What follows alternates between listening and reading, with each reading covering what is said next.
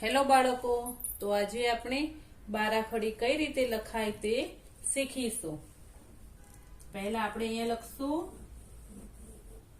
અ અને અહીંયા લખશું ક. આમાં કોઈ ચિહ્ન નથી એટલે આપણે અહીંયા લખી દઈશું ચિહ્ન નથી. પછી આ, તો આમાં શું આવશે? ઊભું લીટો, તેને શું કહેવાય? કાનો. તો અહીંયા શું લખાય? કા. પછી નાનો ઈ. નાનો એમાં શું આવે? ઊભો લીટો કરવાનું, પછી અહીંયા વળાંક વાળી દીધો એટલે બની જાય ઈ. તો અહીંયા આવશે કી. પછી મોટો ઈ. મોટા ની નિશાની આનાથી ઉલટું કરી દેવાનું. અને શું કહેવાય? મોટો ઈ એટલે કી. પછી લખશું ઉ. પહેલા આવશે નાનો ઉ. તો તેની નિશાની શું છે? આપણે ગુજરાતીમાં 7 લખીએ તે રીતે ઉ. તો ક અને એને 7 બનાવી દો એટલે બની જાય કુ. પછી આવશે મોટો ઉ. તો મોટાની નિશાની પૂંછડા જેવી કરી દેવાની, નાનું. તેને શું બોલાય? કુ.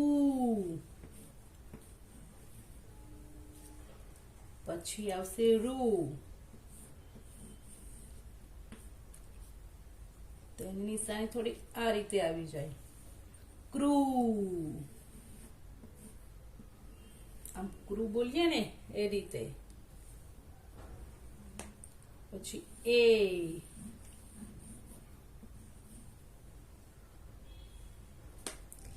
એની નિશાની કેવી આવે? માત્રા. તેને શું કહેવાય? માત્રા, એક માત્રા. તો ક, તેને માત્રા એટલે એક માત્રા આવશે. પછી આપણે એ શીખ્યા. પછી 2 માત્રા. તેની નિશાની આમ કરવાની, 2 માત્રા. શું આવે? કઈ. પછી ઓ. કાનો અને માત્રા બે ભેગું, આને કહેવાય કાનો અને ઉપર માત્રા. કાનો માત્રા બોલાય શું? કો. પછી ઔ. કાનો અને 2 માત્રા. તો અહીંયા કરશું કાનો અને 2 માત્રા. તો કૌ.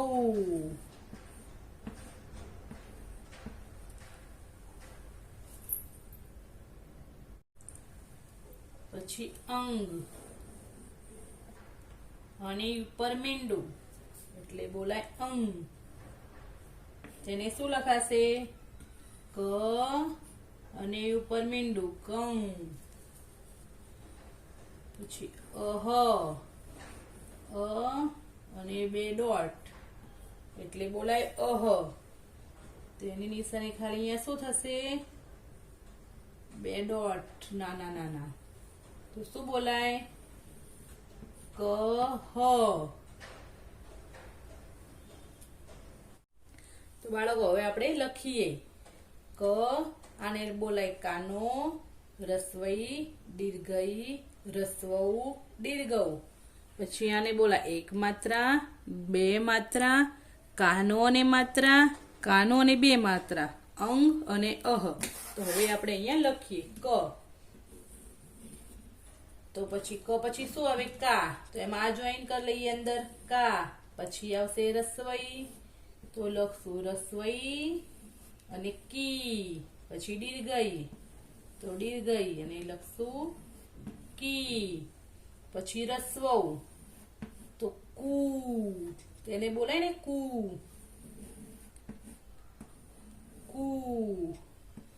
પછી માત્રા કને માત્રા કે એટલે કે, પછી કને બે માત્રા એટલે કઈ, તેને શું બોલાશે? કઈ. પછી કાનો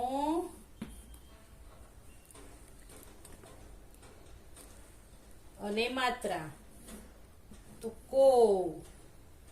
પછી કાનો અને બે માત્રા એટલે કૌ, અને ઉપર મીંડું આવશે એટલે કંગ, અને કહ. તો આને શું બોલાય? ક કા કી કી, કુ કુ કે કઈ, કો કૌ કંગ અને કહ. તો હવે આપણે આખી બારાખડી ક થી જ્ઞ સુધી શીખીશું.